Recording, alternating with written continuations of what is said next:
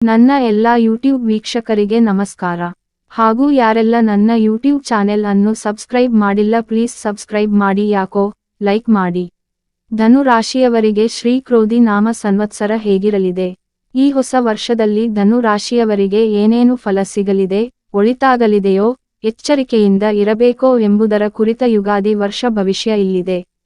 ಧನು ರಾಶಿಯಲ್ಲಿ ಜನಿಸಿದವರಿಗೆ ಗ್ರಹಗಳ ಸ್ಥಾನಗಳು 2024 ರಿಂದ 2025 ರ ಅವಧಿಯು ಅವಕಾಶಗಳು ಮತ್ತು ಸವಾಲುಗಳ ಮಿಶ್ರಣವಾಗಿರುತ್ತದೆ ಎಂದು ಸೂಚಿಸುತ್ತದೆ. ಒಟ್ಟಾರೆಯಾಗಿ ಈ ಅವಧಿಯು ನೀವು ಅವಕಾಶಗಳು ಮತ್ತು ಸವಾಲುಗಳನ್ನು ಎದುರಿಸುವಾಗ ತಾಳ್ಮೆ ಮತ್ತು ಶಿಸ್ತುಬದ್ಧರಾಗಿರಬೇಕು. ನಿಮ್ಮ ಗುರಿಗಳ ಮೇಲೆ ಕೇಂದ್ರೀಕರಿಸುವುದು ಮತ್ತು ಆಶಾವಾದಿಯಾಗಿ ಉಳಿಯುವುದು ಮುಖ್ಯ. ಈ ಹಿಂದೂ ಹೊಸ ವರ್ಷವು ಧನು ರಾಶಿಯಲ್ಲಿ ಜನಿಸಿದವರಿಗೆ ಹೇಗಿರಲಿದೆ, ನಿಮ್ಮ ಜೀವನದಲ್ಲಿ ಬದಲಾವಣೆಗಳಿದೆಯಾ ಎನ್ನುವ ಮಾಹಿತಿ ಈ 2024 ರ ಯುಗಾದಿ ರಾಶಿಫಲದಲ್ಲಿದೆ. ಹಣಕಾಸಿನ ಸ್ಥಿತಿ 2024 ರಿಂದ 2025 ರ ಅವಧಿಯಲ್ಲಿ ಧನು ರಾಶಿಯ ಅಧಿಪತಿ ಗ್ರಹವಾದ ಗುರು ಕೆಲವು ಅನಿರೀಕ್ಷಿತ ವೆಚ್ಚಗಳು ಮತ್ತು ಆರ್ಥಿಕ ಸವಾಲುಗಳನ್ನು ತರಬಹುದು. ಆದಾಗ್ಯೂ ನಿಮ್ಮ ಜಾತಕದಲ್ಲಿ ಶನಿ ಸಂಚರಿಸುವುದರಿಂದ ಶಿಕ್ಷಣ, ಪ್ರಯಾಣ ಅಥವಾ ಹೂಡಿಕೆಗಳ ಮೂಲಕ ಆರ್ಥಿಕ ಬೆಳವಣಿಗೆಗೆ ನಿಮಗೆ ಅವಕಾಶಗಳಿವೆ. ಈ ಅವಕಾಶಗಳನ್ನು ಹೆಚ್ಚು ಬಳಸಿಕೊಳ್ಳಲು ಶಿಸ್ತುಬದ್ಧವಾಗಿ ಉಳಿಯುವುದು ಮತ್ತು ನಿಮ್ಮ ಗುರಿಗಳ ಮೇಲೆ ಕೇಂದ್ರೀಕರಿಸುವುದು ಮುಖ್ಯ. ಅತಿಯಾದ ಖರ್ಚು ಮಾಡುವುದನ್ನು ತಪ್ಪಿಸಿ ಮತ್ತು ಭವಿಷ್ಯಕ್ಕಾಗಿ ಉಳಿತಾಯಕ್ಕೆ ಆದ್ಯತೆ ನೀಡಿ. ಜೊತೆಗೆ ಹಣಕಾಸು ತಜ್ಞರ ಸಲಹೆಯನ್ನು ಪಡೆಯುವುದು ಈ ಸಮಯದಲ್ಲಿ ನಿಮ್ಮ ಹಣಕಾಸು ನಿರ್ವಹಣೆಯಲ್ಲಿ ಪ್ರಯೋಜನಕಾರಿಯಾಗಲಿದೆ. ಕೌಟುಂಬಿಕ ಜೀವನ ಧನು ರಾಶಿಯಲ್ಲಿ ಜನಿಸಿದವರ ಕುಟುಂಬ ಸಂಬಂಧಗಳು ಸ್ಥಿರ ಮತ್ತು ಸಾಮರಸ್ಯದಿಂದ ಕೂಡಿರುತ್ತವೆ. ಸಂವಹನಕ್ಕೆ ಆದ್ಯತೆ ನೀಡುವುದು ಮತ್ತು ನಿಮ್ಮ ಕುಟುಂಬ ಸದಸ್ಯರ ಬಗ್ಗೆ ಸಕಾರಾತ್ಮಕ ಮತ್ತು ಗೌರವಯುತ ಮನೋಭಾವವನ್ನು ಕಾಪಾಡಿಕೊಳ್ಳುವುದು ಮುಖ್ಯ. ಮುಕ್ತ ಮತ್ತು ಪ್ರಾಮಾಣಿಕ ಸಂವಹನದ ಮೂಲಕ ಯಾವುದೇ ಸಂಘರ್ಷಗಳು ಅಥವಾ ತಪ್ಪು ತಿಳುವಳಿಕೆಗಳನ್ನು ಪರಿಹರಿಸುವುದು ಈ ಅವಧಿಯಲ್ಲಿ ನಿಮ್ಮ ಕುಟುಂಬ ಸಂಬಂಧಗಳನ್ನು ಮತ್ತಷ್ಟು ಬಲಪಡಿಸುತ್ತದೆ. ಹೆಚ್ಚುವರಿಯಾಗಿ ಅಗತ್ಯವಿರುವ ಸಮಯದಲ್ಲಿ ನಿಮ್ಮ ಕುಟುಂಬ ಸದಸ್ಯರನ್ನು ಬೆಂಬಲಿಸುವುದು ಮತ್ತು ಸಹಾಯ ಮಾಡುವುದು ನೀವು ಅವರೊಂದಿಗೆ ಹಂಚಿಕೊಳ್ಳುವ ಬಂಧವನ್ನು ಬಲಪಡಿಸುತ್ತದೆ. ವೃತ್ತಿಜೀವನ ಧನು ರಾಶಿಯಲ್ಲಿ ಜನಿಸಿದವರಿಗೆ ಗ್ರಹಗಳ ಸ್ಥಾನಗಳು 2024 ರಿಂದ 2025 ರ ಅವಧಿಯು ನಿಮ್ಮ ವೃತ್ತಿಜೀವನದಲ್ಲಿ ಕೆಲವು ಹೊಸ ಅವಕಾಶಗಳು ಮತ್ತು ಸವಾಲುಗಳನ್ನು ತರಬಹುದು. ಈ ಅವಕಾಶಗಳನ್ನು ಹೆಚ್ಚು ಬಳಸಿಕೊಳ್ಳಲು ನಿಮ್ಮ ವೃತ್ತಿಜೀವನದಲ್ಲಿ ಪೂರ್ವಭಾವಿಯಾಗಿರುವುದು ಮತ್ತು ಸಕಾರಾತ್ಮಕ ಮನೋಭಾವದಿಂದ ಹೊಸ ಸವಾಲುಗಳನ್ನು ತೆಗೆದುಕೊಳ್ಳುವುದು ಮುಖ್ಯ. ನೆಟ್ವರ್ಕಿಂಗ್ ಮತ್ತು ಮಾರ್ಗದರ್ಶಕರ ಸಲಹೆಯನ್ನು ಪಡೆಯುವುದು ಸಹ ಈ ಅವಧಿಯಲ್ಲಿ ನಿಮ್ಮ ವೃತ್ತಿಜೀವನದ ಗುರಿಗಳನ್ನು ಸಾಧಿಸುವಲ್ಲಿ ಪ್ರಯೋಜನಕಾರಿಯಾಗಲಿದೆ. ಜೊತೆಗೆ ಹೊಸ ಕೌಶಲ್ಯಗಳನ್ನು ಕಲಿಯಲು ಮತ್ತು ಹೊಸ ಪಾತ್ರಗಳನ್ನು ತೆಗೆದುಕೊಳ್ಳಲು ಮುಕ್ತವಾಗಿರುವುದು ನಿಮ್ಮ ವೃತ್ತಿಜೀವನದಲ್ಲಿ ಬೆಳವಣಿಗೆ ಮತ್ತು ಪ್ರಗತಿಗೆ ಕಾರಣವಾಗಬಹುದು.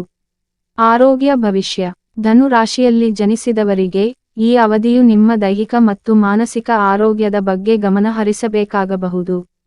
ಈ ಅವಧಿಯಲ್ಲಿ ಒಟ್ಟಾರೆ ಆರೋಗ್ಯ ಮತ್ತು ಯೋಗಕ್ಷೇಮವನ್ನು ಉತ್ತೇಜಿಸಲು ಆರೋಗ್ಯಕರ ಆಹಾರವನ್ನು ಸೇವಿಸುವುದು, ನಿಯಮಿತವಾಗಿ ವ್ಯಾಯಾಮ ಮಾಡುವುದು ಮತ್ತು ಸಾಕಷ್ಟು ವಿಶ್ರಾಂತಿ ಪಡೆಯುವುದು ಮುಖ್ಯ. ಜೊತೆಗೆ ಆರೋಗ್ಯ ವೃತ್ತಿಪರರ ಸಲಹೆಯನ್ನು ಪಡೆಯುವುದು ಯಾವುದೇ ಆರೋಗ್ಯ ಕಾಳಜಿಗಳನ್ನು ಪರಿಹರಿಸಲು ಮತ್ತು ನಿಮ್ಮ ದೈಹಿಕ ಹಾಗೂ ಮಾನಸಿಕ ಆರೋಗ್ಯದ ಮೇಲೆ ಗಮನಹರಿಸಲು ನಿಮಗೆ ಸಹಾಯ ಮಾಡುತ್ತದೆ. ನೆನಪಿಡಿ, ಜೀವನದ ಎಲ್ಲಾ ಕ್ಷೇತ್ರಗಳಲ್ಲಿ ಯಶಸ್ಸು ಮತ್ತು ಸಂತೋಷವನ್ನು ಸಾಧಿಸುವಲ್ಲಿ ನಿಮ್ಮ ಬಗ್ಗೆ ಕಾಳಜಿ ವಹಿಸುವುದು ಬಹಳ ಮುಖ್ಯ. ಶಿಕ್ಷಣ ಧನು ರಾಶಿಯಲ್ಲಿ ಜನಿಸಿದವರಿಗೆ ಗ್ರಹಗಳ ಸ್ಥಾನಗಳು 2024 ರಿಂದ 2025 ರ ಅವಧಿಯು ಉನ್ನತ ಶಿಕ್ಷಣ ಮತ್ತು ಕಲಿಕೆಗೆ ಅವಕಾಶಗಳನ್ನು ತರಬಹುದು ಎಂದು ಸೂಚಿಸುತ್ತದೆ. ಈ ಅವಕಾಶಗಳನ್ನು ಹೆಚ್ಚು ಬಳಸಿಕೊಳ್ಳಲು ನಿಮ್ಮ ಶಿಕ್ಷಣಕ್ಕೆ ಆದ್ಯತೆ ನೀಡುವುದು ಮತ್ತು ಕಲಿಕೆ ಮತ್ತು ಬೆಳವಣಿಗೆಗೆ ಅವಕಾಶಗಳನ್ನು ಹುಡುಕುವುದು ಮುಖ್ಯ. ಇದು ಸುಧಾರಿತ ಕೋರ್ಸ್ಗಳಿಗೆ ಸೇರುವುದು, ಪದವಿಯನ್ನು ಮುಂದುವರಿಸುವುದು ಅಥವಾ ನಿಮ್ಮ ಆಸಕ್ತಿಯ ಕ್ಷೇತ್ರಕ್ಕೆ ಸಂಬಂಧಿಸಿದ ಕಾರ್ಯಾಗಾರಗಳು ಅಥವಾ ಸಮ್ಮೇಳನಗಳಿಗೆ ಹಾಜರಾಗುವುದನ್ನು ಒಳಗೊಂಡಿರಬಹುದು. ಹೆಚ್ಚುವರಿಯಾಗಿ ಮಾರ್ಗದರ್ಶಕರು ಅಥವಾ ಶಿಕ್ಷಕರ ಮಾರ್ಗದರ್ಶನವನ್ನು ಪಡೆಯುವುದು ಈ ಅವಧಿಯಲ್ಲಿ ನಿಮ್ಮ ಶೈಕ್ಷಣಿಕ ಗುರಿಗಳನ್ನು ಸಾಧಿಸಲು ನಿಮಗೆ ಸಹಾಯ ಮಾಡುತ್ತದೆ. ಮದುವೆ ಯೋಗ ಧನು ರಾಶಿಯಲ್ಲಿ ಜನಿಸಿದವರಿಗೆ ಈ ಅವಧಿಯು ಹೊಸ ಪ್ರಣಯ ಸಂಬಂಧಗಳಿಗೆ ಅವಕಾಶಗಳನ್ನು ತರಬಹುದು. ನೀವು ಅವಿವಾಹಿತರಾಗಿದ್ದರೆ ಹೊಸ ಜನರನ್ನು ಭೇಟಿಯಾಗಲು ಇದು ಉತ್ತಮ ಸಮಯವಾಗಿದೆ. ನೀವು ಈಗಾಗಲೇ ಸಂಬಂಧದಲ್ಲಿದ್ದರೆ ಹಂಚಿಕೊಂಡ ಅನುಭವಗಳು ಮತ್ತು ಪ್ರಾಮಾಣಿಕ ಸಂವಹನದ ಮೂಲಕ ನಿಮ್ಮ ಬಂಧವನ್ನು ಬಲಪಡಿಸುವ ಸಮಯ ಇದು.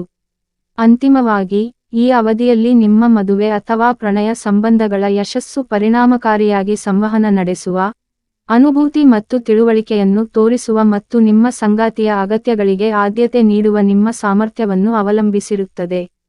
ಪರಿಹಾರಗಳು: ಯಾವುದೇ ದೇವಾಲಯಕ್ಕೆ ಆಗಾಗ್ಗೆ ಭೇಟಿ ನೀಡಿ. ಹಿರಿಯರನ್ನು ಗೌರವಿಸಿ. ನಕಾರಾತ್ಮಕ ಪರಿಣಾಮಗಳನ್ನು ತಗ್ಗಿಸಲು ಮತ್ತು ಪ್ರಯೋಜನಕಾರಿ ಫಲಿತಾಂಶಗಳಿಗಾಗಿ ರಾಮ ರಕ್ಷಾ ಸ್ತೋತ್ರವನ್ನು ಪಠಿಸಿ. ಅನಾಥಾಶ್ರಮಗಳಿಗೆ ಹಣವನ್ನು ದಾನ ಮಾಡಿ. ದಕ್ಷಿಣಾಮೂರ್ತಿ ಮತ್ತು ದತ್ತಾತ್ರೇಯ ಈ ವರ್ಷ ನೀವು ಪೂಜಿಸಬೇಕಾದ ದೇವತೆಗಳು. ಯುಗಾದಿ ಹಬ್ಬದ ಶುಭಾಶಯಗಳು ಎಲ್ಲರಿಗೂ. ದೇವರು ಸುಖ, ಶಾಂತಿ, ನೆಮ್ಮದಿ ಕೊಡಲಿ ಅಂತ ಆ ಭಗವಂತನಲ್ಲಿ ಕೇಳಿಕೊಳ್ಳುತ್ತೇನೆ. ಓಂ ನಮಃ ಶಿವಾಯ.